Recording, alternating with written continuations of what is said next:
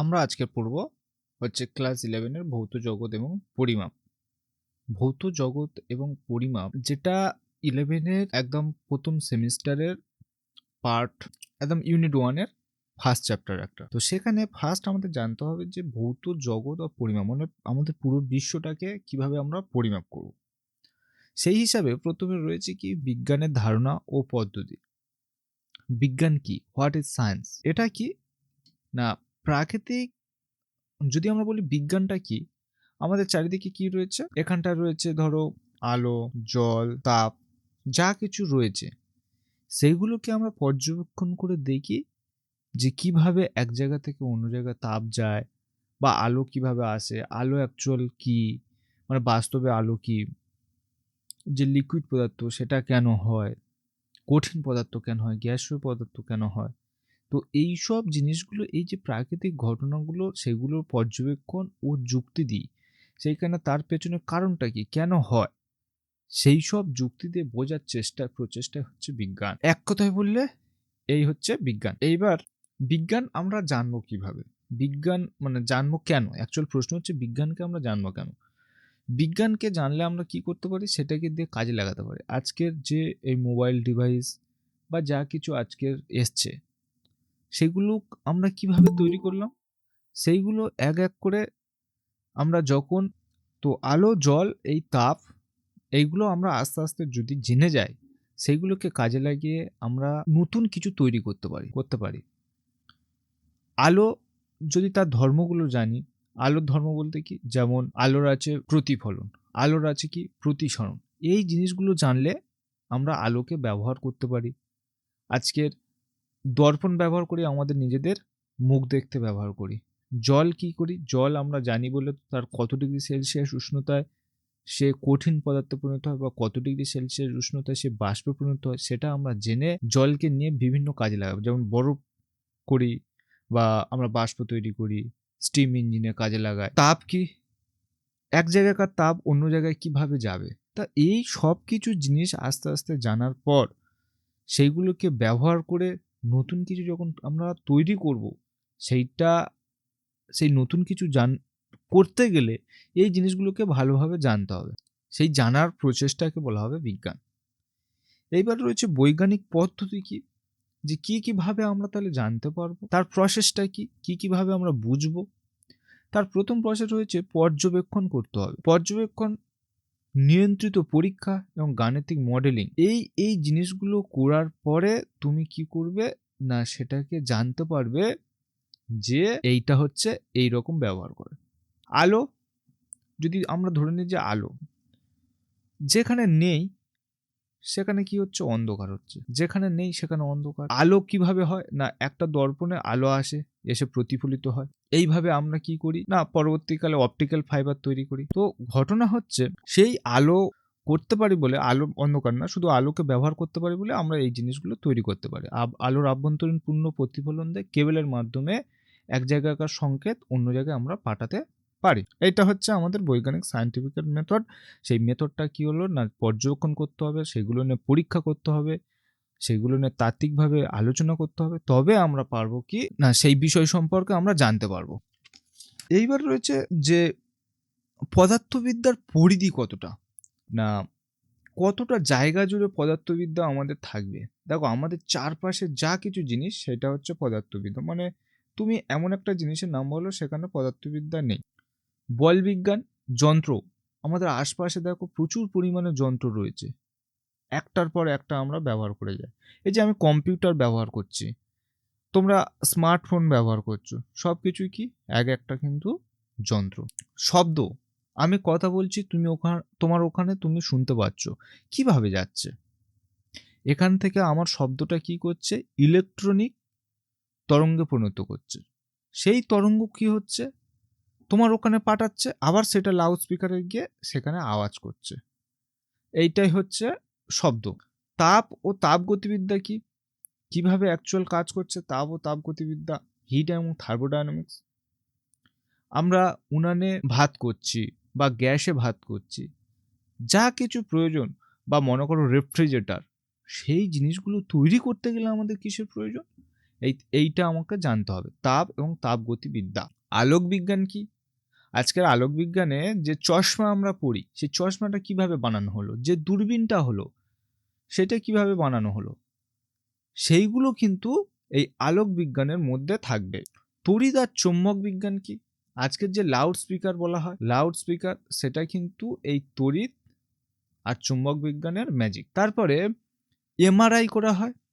আমরা যখন ওই কারো কিছু দেখবে অ্যাক্সিডেন্ট হয়ে গেলে বলে এমআরআই করতে, তো সেইখানে চিকিৎসা বিজ্ঞানে এই তড়িৎ ও চৌম্বক বিজ্ঞান কাজে লাগে। আপেক্ষিকবাদ, আপেক্ষিকতাবাদ, রিলেটিভিটি, যেটা আইনস্টাইনের স্পেশাল রিলেটিভিটি, সেইখানে রকেট, আজকে দেখো চাঁদে যাচ্ছে বা মঙ্গলে যাওয়ার জন্য আজ মানুষ চেষ্টা করছে, বিভিন্ন রকম সব এখান থেকে রকেট পাঠানো হচ্ছে, সবকটা কি হয়, এই আপেক্ষিকতাবাদ কিছুটা ওখানে লাগে। কোয়ান্টাম পদার্থবিদ্যা কি? আজকের শুনে থাকবে বর্তমান সময়ে এই কম্পিউটারের থেকে কয়েক লাখ গুণ এগিয়ে রয়েছে কোয়ান্টাম পদার্থবিদ্যা। কোয়ান্টাম পদার্থবিদ্যা মানে যে যার স্পিড সাধারণ কম্পিউটারের তুলনায় কয়েক লাখ গুণ বেশি হবে, সেই কোয়ান্টাম পদার্থবিদ্যা। যে কোনো ক্যালকুলেশন খুব কম সময় করে দেবে, এইটা হচ্ছে সেই কোয়ান্টাম পদার্থবিদ্যা। এগুলো হচ্ছে পদার্থবিদ্যার এক একটা ভাগ। এইগুলো পারমাণবিক পদার্থবিদ্যা কি? Atomic physics. আজকের আমরা এই যে অ্যাটম বোমা তৈরি হয়েছিল, অ্যাটম বোমা কিভাবে তৈরি হয়, সেইটা হচ্ছে এই পারমাণবিক পদার্থবিদ্যার একটা অংশ। আমরা তেজস্ক্রিয় পদার্থকে কাজে লাগিয়ে কিভাবে নিউক্লিয় চুল্লি করা হয়, নিউক্লিয় চুল্লি, যেখান থেকে প্রচুর পরিমাণ আমাদের এই বিদ্যুৎ শক্তি উৎপন্ন হয়। তারপরে কি? কণা পদার্থবিদ্যা, পার্টিকেল ফিজিক্স। কণা বলতে কি? আমরা ধরো একটা ইট, তো ইটের যদি বলি ভর, তাহলে এই কোন কণাটা নেব, সেইগুলো হচ্ছে কি কণা পদার্থবিদ্যার অন্তর্গত। তাহলে আমরা যদি যদি সামারি করে দিই এই পুরো জিনিসটার, পদার্থবিদ্যার পরিধি কি? পদার্থবিদ্যা হচ্ছে অনেক বড় একটা ভাস্ট সিলেবাস। তার মধ্যে তোমাদের 11-এর যেগুলো রয়েছে, তোমাদের 11-এর মধ্যে এইখানে কেউ কিছু বলবে? মাইক কারণ আছে, সায়ক মাইক অফ করো। করছি স্যার। মাইক আর ভিডিও অফ করে দাও। হ্যাঁ, এইখানে আমাদের 11-এ আমরা কি পড়বো? 11-এর মধ্যে পড়বো হচ্ছে বল বিজ্ঞান, মেকানিক্স, এটা পড়বো। 2 নম্বর হচ্ছে আমাদের সেমিস্টার যখন 2-তে যাব তখন শব্দ সম্পর্কে পড়বো, শব্দ রয়েছে তোমাদের 11-এ। 3 নম্বরে রয়েছে তাপ সম্পর্কিত রয়েছে।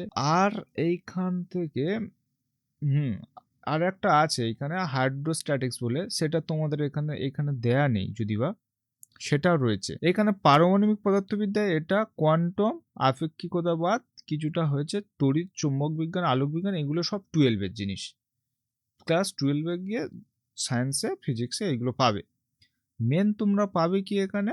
বল বিজ্ঞান খুব ইম্পর্টেন্ট তোমাদের, প্রথম থাকতে লাস্ট অব্দি শুধু বল বিজ্ঞানের উপর দিয়ে গিয়েছে। আর শব্দ পাবে, তাপগতিবিদ্যা পাবে, এই জিনিসগুলো পাবে।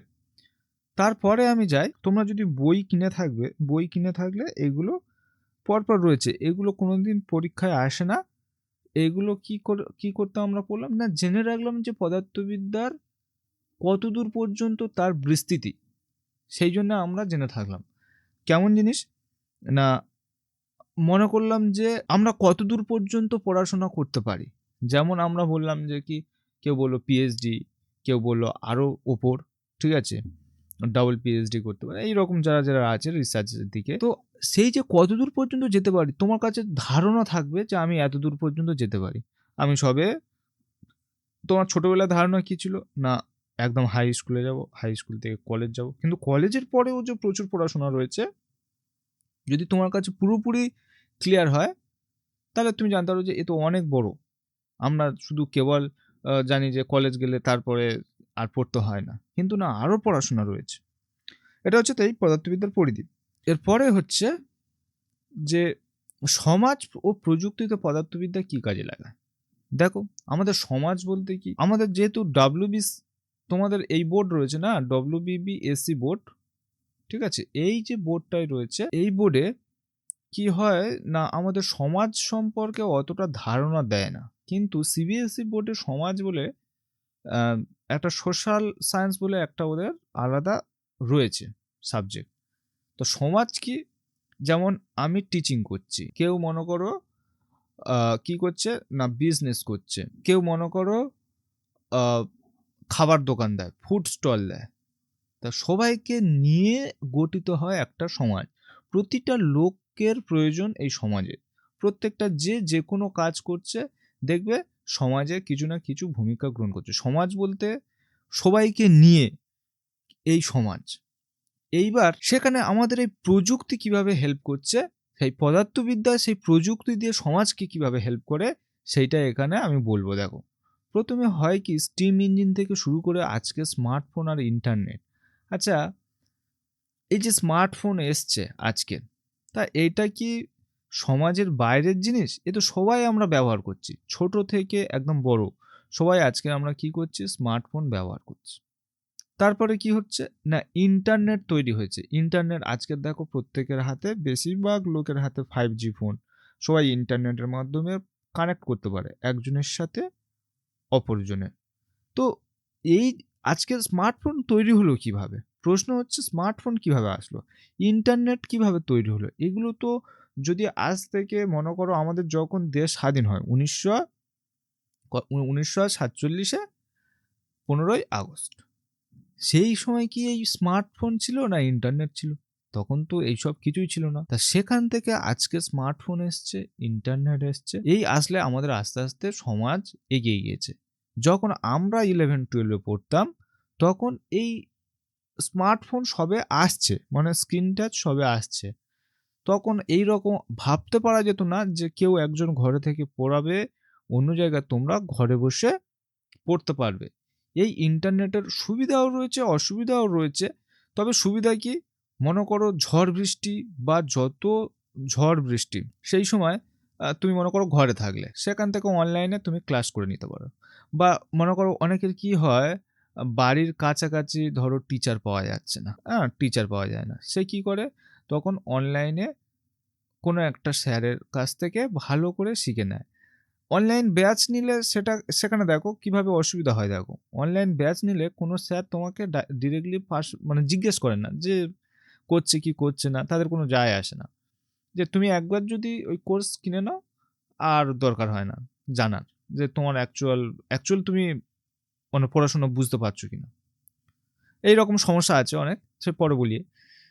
তা মনে করো টিচার পাওয়া যাচ্ছে না, সেখানে আমি অনলাইন কানেক্ট করতে পারি। 3 নম্বর মনে করো কি, আজকের কি হয়, অনেক স্যার ইউটিউবে পড়াচ্ছে, যেমন আমি ইউটিউবেও পড়াই।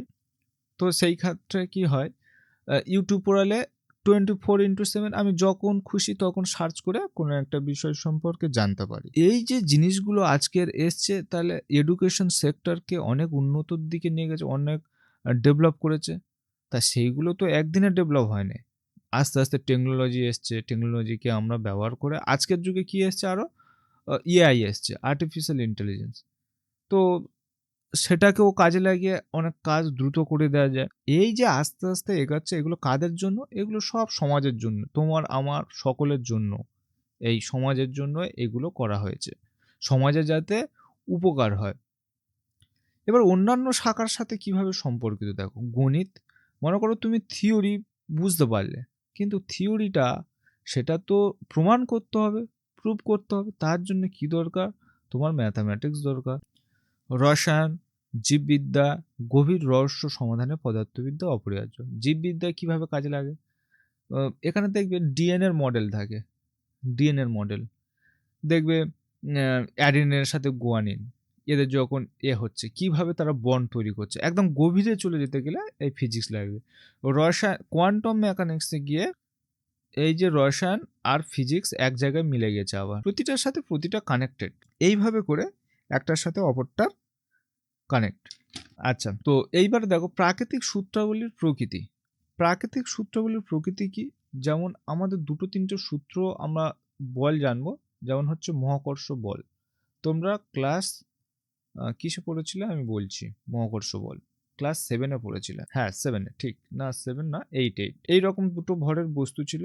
এইটা মনে করো পৃথিবী, এটা মনে করো চাঁদ। তা এইদিকে এর ভর মনে করো M1 আর এর ভর হচ্ছে m2। এদের মধ্যবর্তী দূরত্ব মনে করো স্মল r। তাহলে এই দুটো ভরের বস্তু একে অপরকে মহাকর্ষ বল অনুযায়ী আকর্ষণ করে। সেই আকর্ষণ বলের মান কত কেউ বলতে পারবে? কারোর মনে আছে? বলো। যদি কারোর মনে থাকে সে বলতে পারে। প্রীতম মনে আছে? না স্যার, এটা মনে নেই। প্রীতিকা মনে আছে? প্রীতিকা মনে আছে এই m1 আর m2 যদি হয় তাদের মধ্যে আকর্ষণ বল? মনে নেই। আচ্ছা, সায়কের মনে আছে? সায়ক তোমার মনে আছে? বলেছেন না, মনে নেই। আচ্ছা, বন্ধ করো। তুমি কোথায় আছো? বাজারে গিয়ে ক্লাস করে কেউ? না না, আমি বাইরে আছি স্যার। বেশ, ক্লাস করতে গেলে একটা ভালো জায়গায় যাও, ঘরে থাকো, এরকম ভাবে ক্লাস হয়? আচ্ছা, মহাকর্ষ বল এটা যেহেতু মনে নেই তোমাদের, আমি বলে দিচ্ছি। এই দুটো ভরের বস্তু প্রত্যেককে আকর্ষণ করে। পৃথিবীতে বা পৃথিবী বলছি, মহাকাশে যে কোনো দুটি বস্তু একে অপরকে আকর্ষণ করে। তাহলে এই আকর্ষণ বলের মান কত? F = G m1 m2 by r square. জিটা কি ছিল? জি ছিল মহাকর্ষীয় ধ্রুবক। এইবার মনে পড়ছে ক্লাস 8-এ পড়েছিলে। আচ্ছা, অনেকের না আমি দেখেছি ক্লাস 8 9-এ তারা 8 9 10 ভালো করে পড়ে না। মানে পড়ে না বলতে তাদের ওই মুখস্থ করে, ডেপথলি তাদের কনসেপ্টগুলো নেই। তো যাদের কনসেপ্টের প্রবলেম হবে তারা আলাদাভাবে কোনো টিচারের কাছে ভালো করে শিখে নেবে। শিখে নিলে তোমরা বুঝতে পারবে এই ফিজিক্সটা। দেখো, তাহলে যে কোনো দুটো বস্তু একে অপরকে আকর্ষণ করে, আর এইটা হচ্ছে আকর্ষণ বল এইটা। আর জি হচ্ছে সার্বজনীন মহাকর্ষীয় ধ্রুবক বলা হয়। m1 হচ্ছে ভর আর m2 হচ্ছে অন্যটার ভর। আর তাদের মধ্যবর্তী ডিস্টেন্স হচ্ছে ওই দূরত্বটা, যেটাকে r দ্বারা ডিনোট করা হয়, সেটা r স্কয়ার। এইবার এই মহাকর্ষীয় বল হচ্ছে খুব ক্ষীণ, মানে খুব নগণ্য বলা যায়। একমাত্র কাদের ক্ষেত্রে কাজ করে? এইগুলো ধরো, এই চাঁদ কেন আমাদের পৃথিবীর চারিদিকে ঘোরে? এই চাঁদ মানে গ্রহ, নক্ষত্র, আমরা সূর্যের চারিদিকে ঘুরছি, কেন ঘুরছি? এই বলের জন্য, এই মহাকর্ষ বলের জন্য। চাঁদ, পৃথিবী, এইসব বড় বড় যাদের ভর হচ্ছে প্রচুর পরিমাণে, 1 কেজি বাটখারা আর 1 কেজি বাটখারার মধ্যে এটা ঘটা, মানে এই যে বলটা ক্রিয়া করবে সেটা খুবই নগণ্য। সেই কারণে আমরা বুঝতে পারি না, কিন্তু যখন চাঁদ পৃথিবী হবে তখন এটা বোঝা যায়, এই কারণে হয়। আচ্ছা, এরপরে রয়েছে 2 নম্বর হচ্ছে তড়িৎ চুম্বকীয় বল।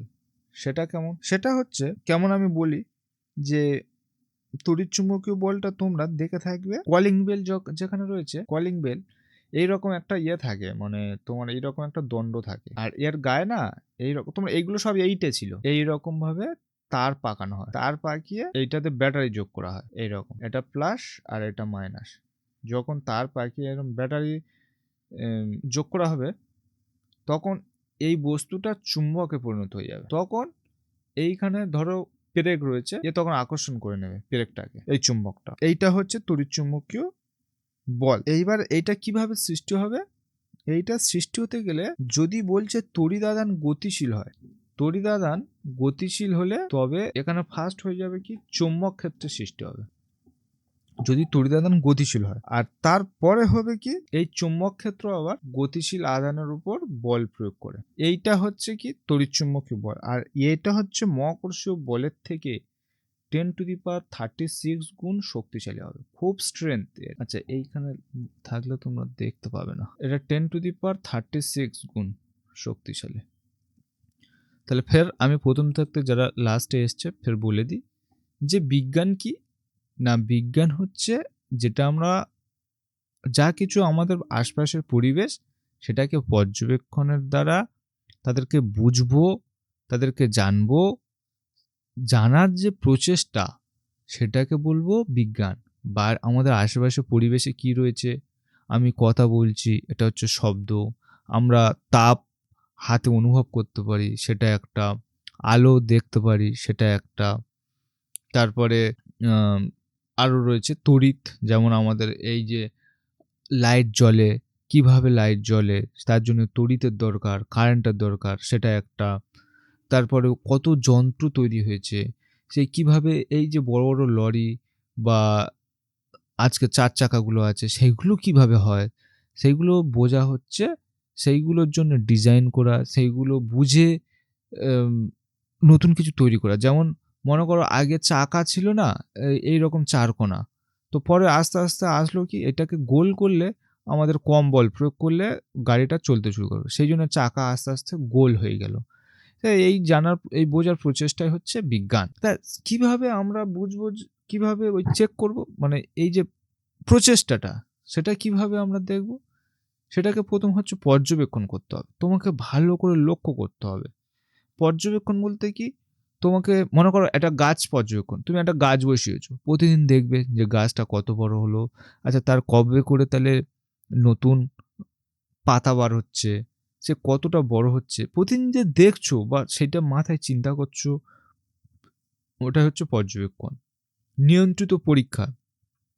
তুমি এবার মনে, মনে ভাবলে যে এটা এইরকম হয়, তাহলে আমি বাড়িতে এনে একবার পরীক্ষা করে দেখি। নিজে, নিজে চেক করলে। মনে করো কেমন পরীক্ষা? YouTube এ মনে করো তুমি একটা জিনিস দেখলে। যে একটা মনে করো কার বানানো হয়েছে।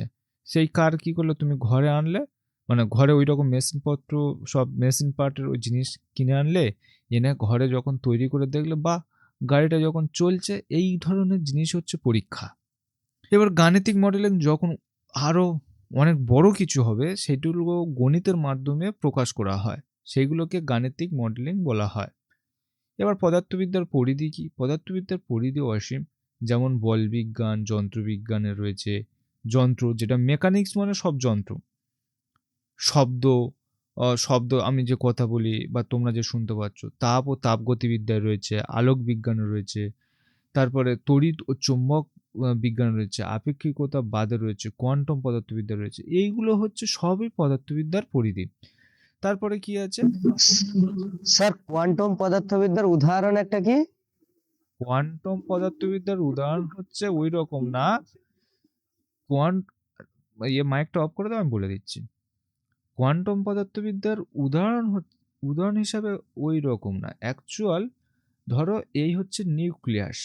আর এর চারিদিকে কি হয়? আমাদের ইলেকট্রন ঘোরে। আমরা যেটা এইরকম মডেল দেখেছি, এটা এইরকম মডেল নয় অ্যাকচুয়াল। এটা তো আমরা 2 ডাইমেনশনাল দেখছি। ওইগুলো হচ্ছে 3 ডাইমেনশনাল। যেটা আমি এখানে তৈরি করে দেখাতে পারবো না, কারণ এটা 2 ডাইমেনশনাল। এই বোর্ডটা 2 ডাইমেনশনাল মতো। তো সেখানে এই ইলেকট্রনের কেমন আচরণ, মানে একটা পরমাণু আমরা এমনিতে চোখে দেখতে পাই না। ভাইরাসের থেকে কয়েক লাখ গুণ ছোট। তো সেই পরমাণুর ভিতরে ইলেকট্রন, আমরা নিউক্লিয়াসে কারা, কারা থাকে জানি? এখানে নিউট্রন থাকে, এখানে প্রোটন থাকে। বাইরে কারা থাকে? কক্ষপথে ইলেকট্রন থাকে। সেগুলো ইলেকট্রনগুলো কিভাবে থাকে? ইলেকট্রনগুলো কটা কক্ষপথে থাকে? সেই জানার নাম হচ্ছে এই কোয়ান্টাম মেকানিক্স, মানে কোয়ান্টাম পদার্থবিদ্যা। বুঝতে পারলে? হ্যাঁ ঠিক আছে, মানে বুঝতে তুমি পেরেছি। বাস্তবে কোয়ান্টাম কোনোদিন চোখে দেখতে পাবে না। কোনোদিন আমাদের গাড়ি ঘোড়ার মতো দেখা যায় না। ও অতি ক্ষুদ্র, ভাইরাসের থেকে কয়েক লক্ষ গুণ ছোট হচ্ছে একটা পরমাণু। পরমাণু বলতে কি? এই ধরো অক্সিজেন একটা পরমাণু। এর ভেতর নিউক্লিয়াস থাকবে, তার চারিদিকে কক্ষপথ থাকবে। সেই কক্ষপথে ইলেকট্রন থাকবে। ইলেকট্রন, প্রোটন, নিউট্রনের আচরণগুলো জানাই হচ্ছে এই কোয়ান্টাম পদার্থবিদ্যা। বুঝতে পারলে? এটা বুঝতে পেরেছো? প্রীতম? হ্যাঁ স্যার। হ্যাঁ আচ্ছা, হ্যাঁ। ঠিক আছে। এইবার প্রযুক্তি ও সমাজ কি? প্রযুক্তি ও সমাজ, আমরা এই পদার্থবিদ্যাটাকে আমি ১ম দিন বলেছিলাম না? ওই যে অতগুলো কেরিয়ার রয়েছে। আরে ওই কেরিয়ারের কাজটা কি? সমাজে কিছু সাহায্য করা।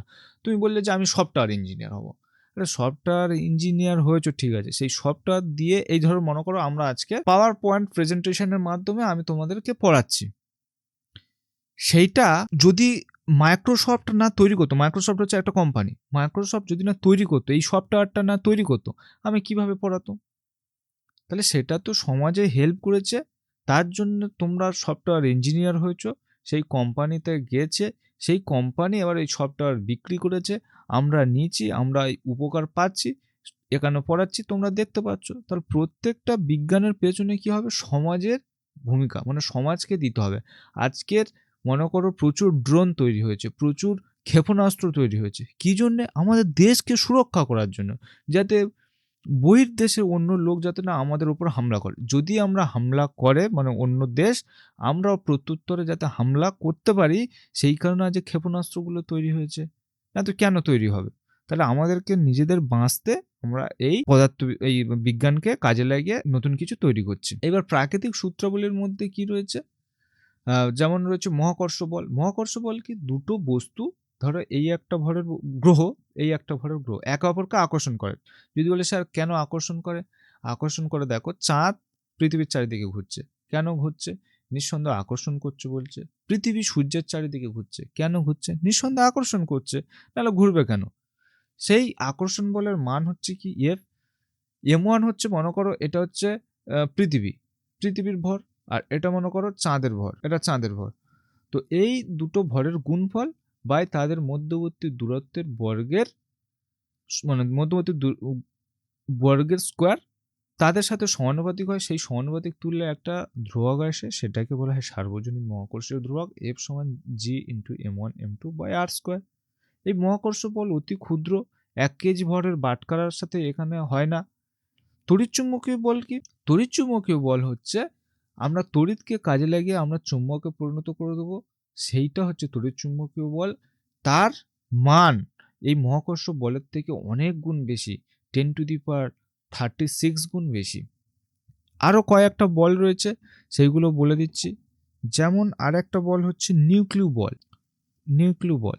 এই যে একটু আগে বললে কোয়ান্টাম মেকানিক্সের জিনিস, এইখানে হয় কি, এই হচ্ছে নিউক্লিয়াস আর চারিদিকে, এটা আমরা সচরাচর একটা সিম্পল মডেল হয় সেটা আমরা দেখি, এইরকম মডেল না, আরও আলাদা মডেল। এখানে কে থাকে? প্রোটন আর নিউট্রন। কোনোদিন প্রশ্ন আসবে, স্যার প্রোটনও তো পজিটিভ আর এই প্রোটনও পজিটিভ, তাহলে এরা কি করবে? একে অপরকে বিকর্ষণ করার কথা। কিন্তু দেখা যাচ্ছে স্যার এরা এক জায়গায় কিভাবে থাকছে? এইটা তো নিউক্লিয়াস। প্রশ্ন হচ্ছে এইখানে। তো এইটা হয় কি, এই নিউক্লিয় বলের জন্য। নিউক্লিয় বল কি হয়? যখন একটা নির্দিষ্ট দূরত্বের নিচে যখন এটা থাকবে না, 10⁻⁻15 মিটার, তার কাছাকাছি যখন থাকবে, এই প্রোটন এক জায়গায় থাকতে পারে। প্রোটন নিউট্রন তো নিস্তড়িত, এক জায়গায় হয়ে থাকবে। নিউট্রন এক জায়গায় হয়ে থাকবে। সেই জন্য তারা এখানে জমাটবদ্ধ হয়ে থাকবে, এই প্রোটন আর নিউট্রনগুলো। এইটাকে বলা হচ্ছে নিউক্লিয় বল। নিউক্লিয় বলের সীমা কত? 10⁻⁻15 মিটার। মানে 1 মিটারকে 1-এর পিঠে যদি 15টা শূন্য দিয়ে ভাগ করো, সেই দূরত্বের মধ্যে এই দুটো পরমাণু থাকতে হবে, তবে এই নিউক্লিয় বল কাজ করবে, না তো কাজই করবে না। আচ্ছা, এটা আছে। এরপরে আছে দুর্বল বল বলে আর একটা রয়েছে। দুর্বল বল কি? দুর্বল বল সাধারণত বিটা বিঘটনে কাজ করে। বিটা বিঘটন, এই জিনিসটা কি? বিটা হচ্ছে -1E0 এর সংকেত বিটা, আলফা হচ্ছে 2He4 পরে পড়বে। এই বিটা দুর্বল বল সাধারণত নিউক্লিয়াসের বিটা বিঘটনে কাজ করে। এটা মহাকর্ষ বলের মতো অতটা দুর্বল নয়। এটা কেমন হবে? নিউক্লিয় আর তড়িৎচুম্বকীয় বলের তুলনায় দুর্বল। নিউক্লিয় বল যেমন বেশি, এও বেশি এর তুলনায়, ওইদিকে তড়িৎচুম্বকীয় বল বেশি, তার থেকে এটা একটু কম হবে, অল্প। আর সবচেয়ে কম কে? সেই মহাকর্ষীয় বল। এটুকু জেনে রাখলে হয়ে যাবে, এখানে আর কিছু জানতে হয় না। তারপরে যেটা রয়েছে, আচ্ছা ওইগুলো আমি বলে দিলাম। এইখানে রয়েছে দেখো, যেগুলো বলছিলাম, এই মহাকর্ষ বল পৃথিবীর যে কোনো দুটি বস্তুর ভরের জন্য যে পারস্পরিক আকর্ষণ বল ক্রিয়া করে, একটু আগে বললাম, সেই বলকে মহাকর্ষ বল বলে। এখানে যেহেতু মানে তোমাদের সমীকরণটা দেয় না, এখানে টানা দিয়েছিল, আমি এটা করেছিলাম, আমার খেয়াল ছিল না, যাই হোক এখানে আছে। ওই জিনিসটাই সেম বলেছে, যে কোনো বস্তুকে পৃথিবীর নিজের কেন্দ্রের দিকে টানে, এই বলকে অভিকর্ষ বল বলে। এই বল অসীম দূরত্ব পর্যন্ত কাজ করে। মহাকর্ষ বা অভিকর্ষজ বল হলো দুর্বলতম বল। কোনো মাধ্যম ছাড়াই এই বল যে কোনো দুটো বস্তুর মধ্যে কাজ করতে পারে। যেমন চন্দ্র পৃথিবীর পরিক্রমণ, এই কৃত্রিম উপগ্রহ সব এই ঘটনাকে ব্যাখ্যা করতে পারে মহাকর্ষ ও অভিকর্ষ বলের সাহায্যে। এই জিনিসটা আছে, এটা মহাকর্ষ বলের বৈশিষ্ট্য এখানে রয়েছে। আর তড়িৎচুম্বকীয় বল কই? আচ্ছা, এখানে তড়িৎচুম্বকীয় বলটা দেয়নি নাকি? আচ্ছা, তড়িৎচুম্বকীয় বলটার পরিবর্তে এখানে উল্টো চলে এসছে, যাই হোক বাদ দাও, ওই জিনিসটাই থাকবে। নিউক্লিয় বল কি? নিউক্লিয়াসের মধ্যে একটু আগে বললাম নিউক্লিয়াসের মধ্যে কারা থাকে? প্রোটন আর নিউট্রন। এই বলেছে প্রোটন ও নিউট্রনকে দৃঢ়ভাবে সুস্থিত করে রাখে এই বল। দুটি প্রোটনের মধ্যে তড়িৎচুম্বকীয় বিকর্ষণ বল নিউক্লিয়াসকে সুস্থিত করে না। তাহলে প্রোটন প্লাস আর এই প্রোটন প্লাস তাদেরকে কি করে দেবে? বিকর্ষণ করে দেবে। কিন্তু এই নিউক্লিয় বলের জন্য তারা কাছে থাকবে। সেটা কত হবে? 10⁻⁻15 মিটারের মধ্যে কাজ করে। এখানে বলেছে এটি আকর্ষণকারী বল, এটি স্বল্প দূরত্বের মধ্যে ক্রিয়াশীল, হ্যাঁ, এটি স্বল্প প্রসারী বল। তড়িৎচুম্বকীয় বল অপেক্ষা 100 গুণ, মহাকর্ষীয় বল অপেক্ষা 10⁻38 গুণ শক্তিশালী হয়। এইখানে বলেছে দুর্বল বল, যেটা বলছিলাম এই বিটা বিঘটনে কাজ করে। এই বল মহাকর্ষীয় বলের তুলনায় দুর্বল নয়, কিন্তু নিউক্লিয় ও তড়িৎচুম্বকীয় বলের তুলনায় দুর্বল। যে কোনো প্রাথমিক ঘটনার বিঘটন ঘটে এই দুর্বল বলের প্রভাবে। নিউট্রন ও নিঃসরণ এই দুর্বল বলের প্রভাব ঘটে দুর্বল বলের খুব কম সীমার মধ্যে কাজ করে। সেটা কত? 10⁻⁻8। এই সীমাগুলো তোমাদের শর্ট কোয়েশ্চেনে আসে। 10⁻18 এইটার হবে। নিউক্লিয় বল কত? 10⁻15। তারপরে তড়িৎচুম্বকীয় বলটা তোমাদের এটার সীমাটা নেই, কিন্তু এর সীমা হচ্ছে অসীম। এ অসীম পর্যন্ত কাজ করতে পারে। এই জিনিস রয়েছে। আচ্ছা বলো, কারো কোনো সমস্যা রয়েছে? এই বলগুলো এগুলো তো সেমন কিছু না, খুব সহজ। প্রীতম, এই বল কোটা বুঝতে পেরেছো? কি কি বল? হ্যাঁ স্যার, বুঝতে পেরেছি সব। প্রীতিকা, বুঝতে পেরেছো এই বলগুলো? হ্যাঁ, বুঝতে পেরেছি সবগুলো। আচ্ছা, এইবার যেটা আমরা করব কি, পরিমাপ ও একক। পরিমাপ আর একক কি? আমরা পরিমাপ করব। আচ্ছা, পরিমাপ কাদের করা হবে? ভৌত রাশিগুলোর পরিমাপ করব। ভৌত রাশি কি? ভৌত রাশি যাদেরকে আমরা মাপযোগ করতে পারবো সেগুলো হচ্ছে ভৌত রাশি। তুমি ধরো কাদেরকে মাপযোগ করতে পারবে না, ভালোভাবে বলো। মনে করো গন্ধ, ধরো মনে করো কোনো একটা গন্ধ, তুমি কি মাপতে পারবে? গন্ধ কতটা গন্ধ তুমি কম বেশি বলতে পারবে, কিন্তু তুমি কি মাপতে পারবে? নিঃসন্দেহে না। কিন্তু যদি দৈর্ঘ্য বলি, তুমি বললে এই তো এইটুকু। যদি সময় বলি, তুমি বলবে এই তো স্যার 1 ঘন্টা পড়াচ্ছে। তুমি মাপতে পারছো এগুলো, কিন্তু যেগুলোকে মাপতে পারবো না সেগুলো ভৌত রাশি নয়। তাহলে যাদেরকে আমরা পরিমাপ করতে পারবো তাদেরকে আমরা কি বলবো? ভৌত রাশি। এইবার এই ভৌত রাশি যখন পরিমাপ করতে যাব, এর এককের প্রয়োজন হবে। একে প্রকাশ করব কিভাবে? মনে করো দৈর্ঘ্য, তুমি দৈর্ঘ্য পরিমাপ করতে যাচ্ছ। কেউ বললো দৈর্ঘ্য 5, তাহলে এটা কি 5 হবে? আমরা এটা কিমি হবে না মিটার হবে? নিঃসন্দেহে এইটা যদি না বলে দেওয়া থাকে তাহলে তুমি ধরতে পারবে না যে 5টা কি। শুধু 5 কিভাবে বুঝবে?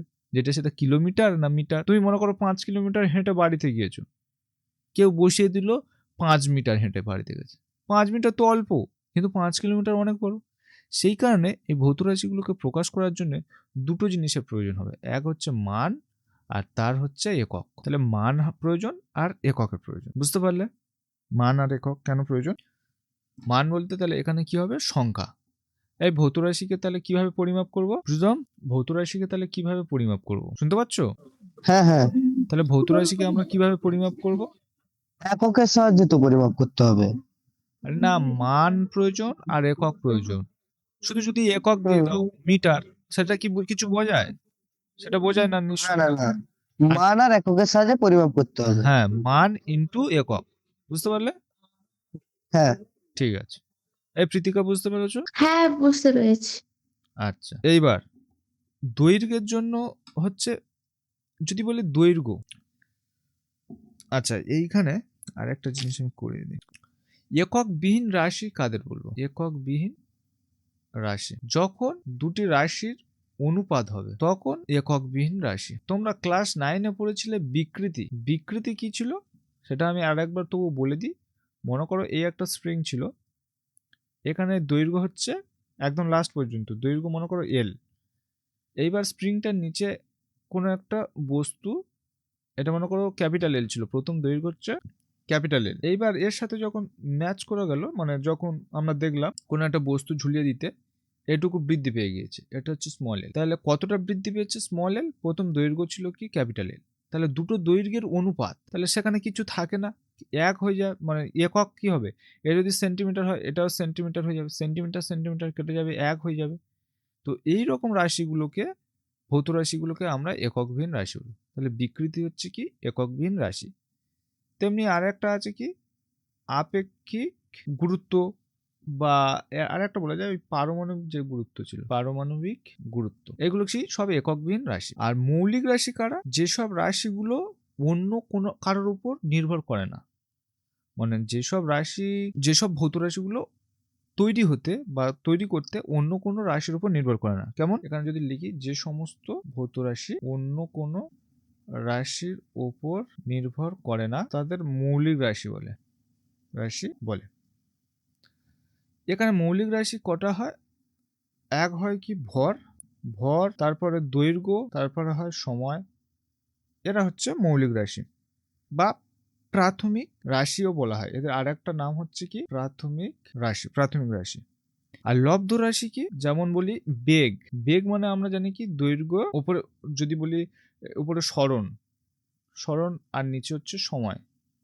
যদি বলি দ্রুতি, তাহলে উপরে কি হতো অতিক্রান্ত দূরত্ব আর নিচে হবে কি সময়। এই জিনিসগুলো কি হবে না, দেখো বেগটা কার নিয়ে হয়েছে? সরণ মানে এই দৈর্ঘ্য আর সময়। কিন্তু ভর, দৈর্ঘ্য, সময় কি কারোর নিয়ে গঠিত হয়েছে? হয়নি। সেই জন্য ভর, দৈর্ঘ্য, সময় হচ্ছে মৌলিক রাশি। আর লব্ধ রাশি কারা? যারা এই দুটো জিনিসকে নিয়ে গঠিত হয়, মৌলিক রাশিগুলো নিয়ে গঠিত হয়, তাদেরকে বলবো আমরা লব্ধ রাশি। বলো, মৌলিক রাশি বা প্রাথমিক রাশি আর লব্ধ রাশি বুঝতে পেরেছো কি, না ফের বলে দিতে হবে? স্যার বুঝতে পেরেছি। ঋতিকা, বুঝতে পেরেছো? হ্যাঁ, বুঝতে পেরেছি। আচ্ছা, এইবার এই যে মৌলিক রাশি এইখানে যে আছে দেখো, এখানে লিখে রেখেছি। প্রাথমিক একক কাকে বলবো? যে সমস্ত ভৌত রাশির একক অন্য কোনো এককের উপর নির্ভরশীল নয়, তাদের সাহায্য নিয়ে অন্যান্য সমস্ত ভৌত রাশি গঠন করা যায়, তাদেরকে প্রাথমিক একক বলা হয়। যেমন আমরা বললাম কি ভর, তারপর বললাম কি দৈর্ঘ্য, তারপর বললাম কি সময়। এরা হচ্ছে সব প্রাথমিক একক। এইখানে লব্ধ একক কি? যে সমস্ত ভৌত রাশির একক এক বা একাধিক প্রাথমিক এককের গুণফল বা ভাগফল দিয়ে গঠিত হয়, তাদেরকে লব্ধ একক বলে। যেমন বললাম কি বেগ সমান কি সরণ আর নিচে হবে কি সময়। তারপরে হবে কি দ্রুতি মানে কি উপরে অতিক্রান্ত দূরত্ব বাই সময়। মানে জিনিসটা কি, মনে করো এইখানে তুমি এরকম যাচ্ছ, এ থেকে বিতে যাচ্ছ, কতটা পথ যাচ্ছ, সেই পথটুকু এইরকম বেঁকে বেঁকে কতটা পথ, আর এখান থেকে যেতে কতটা সময় নিচ্ছ, সেই সময় দিয়ে ভাগ করলে আমরা দ্রুতি পাবো। কিন্তু যদি বলে দৈর্ঘ্য, তুমি এইখান থেকে এইখানে গেলে তাহলে কতটা দৈর্ঘ্য, এই দৈর্ঘ্য, সেখানে আর সময় টময়ের প্রয়োজন হয় না, সেইগুলো প্রাথমিক একক বলে, এটা হচ্ছে লব্ধ একক বলে। তা এর এর তিনটে পদ্ধতি রয়েছে। প্রথমে হলো কি, একটা হচ্ছে সিজিএস একক, সিজিএস, একটা হলো কি এমকেএস একক, আর একটা হলো কি এসআই একক, পরবর্তীকালে আসবে। সিজিএস এ কি হয়? সিজিএস এ মনে রাখবে সি থেকে হবে সেন্টিমিটার, জি থেকে হবে গ্রাম, আর এস থেকে হবে সেকেন্ড। Centimetre, gram, second. আর এম থেকে হবে কি, এমকেএস যখন হলো এটা হবে মিটার, এইটা হবে কি কিলোগ্রাম, আর এটা হচ্ছে সেকেন্ড। দেখো সময়টা চেঞ্জ হবে না। এসআই পদ্ধতিতে কি হয় না, এর সাথে এসআই এর অনেক মিল আছে কিন্তু একটু আলাদা। স্ট্যান্ডার্ড যেটা আমাদের এসআই পদ্ধতি নেওয়া হয় ইন্টারন্যাশনাল সিস্টেম অফ ইউনিটসের অনুযায়ী, তো সেখান থেকে এই এসআই পদ্ধতি আসে। এর সাথে অনেকটা আমাদের মিল রয়েছে। মানে এসআই পদ্ধতিতে ভরের একক কি হবে, কিলোগ্রাম হবে, কেজি। আর দৈর্ঘ্যের একক হবে কি, সেটা হবে মিটার। আর সময়ের একক হবে কি, সেকেন্ড। সেই জন্য এসআই এর সাথে এমকেএস অনেক মিল আছে, একটা দুটো জায়গায় একটু চেঞ্জ রয়েছে। তো বেশিরভাগটা আমরা এসআই এককটা ধরে নেওয়া হবে। তো এই এসআই এককে 7টা মোট এইখানে রয়েছে, এই তো। আচ্ছা, এককবিহীন রাশি পড়িয়েছিলাম, দেখো যদি কোনো ভৌত রাশি দুটি সমজাতীয় রাশির অনুপাত হিসাবে প্রকাশিত হয় তবে সেই রাশির কোনো একক থাকে না, এককবিহীন রাশি বলে। যেমন আমি আজকের বললাম কি বিকৃতি, তারপরে কি পারমাণবিক গুরুত্ব, এই রকম। আর যেটা আমি বলছিলাম যে এসআই পদ্ধতিতে যে এককগুলো রয়েছে, হ্যাঁ, আর একটা পদ্ধতি রয়েছে এফপিএস পদ্ধতি, দেখবে এসআই পদ্ধতি আমি বলছি এক্ষুনি। এফপিএস পদ্ধতিতে ফুট, পাউন্ড আর সেকেন্ড হয়। এসআই পদ্ধতি কি আমি রেখেছি? না, নেই এখানে। স্যার এসআই পদ্ধতি আর এফপিএস পদ্ধতি দুটো আলাদা? হ্যাঁ, এফপিএস আলাদা। এফপিএস হচ্ছে ফুট পাউন্ড সেকেন্ড, যেটা হচ্ছে আমেরিকায় বেশি চলে। তবু আমাদের এখানে চলে, দেখবে যখন মাপ হয় ফুটে মাপা হয়। আবার পাউন্ড, আমরা কেক আনতে গেলে বলি না 1 পাউন্ড কেক দাও, ওটা হচ্ছে পাউন্ড। আর সেকেন্ড, আর এটা তো জানো metre, kilogram second, centimetre gram second. এইবার যেটা মেন বলতে চাচ্ছি সেটা হচ্ছে এসআই পদ্ধতিতে 7টা প্রাথমিক একক রয়েছে, 7টি। সেটা কি কি আমি এখানে করে দিচ্ছি। 1 নম্বর হচ্ছে দৈর্ঘ্য, 2 নম্বর হচ্ছে ভর, 3 নম্বর হচ্ছে সময়, 4 নম্বর হচ্ছে তোমার তাপমাত্রা, তড়িৎ প্রবাহ মাত্রা। এটা হচ্ছে সব এসআই, এটা হচ্ছে এসআই পদ্ধতি। আর 6 নম্বর হবে দীপন প্রাবল্য, আর 7 নম্বর হবে পদার্থের পরিমাণ। জিনিসগুলো কেমন, দৈর্ঘ্যের একক হলে এটা হয়ে যাবে মিটার, ভরের একক হবে কিলোগ্রাম, সময়ের একক সেকেন্ড, তাপমাত্রার একক কেলভিন, তড়িৎ প্রবাহের মাত্রা অ্যাম্পিয়ার, দীপন প্রাবল্যের ক্যান্ডেলা সিডি দ্বারা লেখা হয়, পদার্থের পরিমাণ হবে মোল। এই হচ্ছে 7টা। আরও দুটো রয়েছে, সেই দুটো কি হয়, কোণ। কোণ হলে তাকে আমরা কি দ্বারা প্রকাশ করি, তোমরা ক্লাস 10-এ করেছিলে রেডিয়ান। আর একটা হয় কি ঘন কোণ, সেটা কি হবে স্টেরেডিয়ান, এটা হচ্ছে ঘন কোণ। এই হচ্ছে মোট এই 7টা এসআই পদ্ধতিতে প্রাথমিক একক। এবার এদেরকে দিয়ে বিভিন্ন রকম কাজকর্ম করা হয়।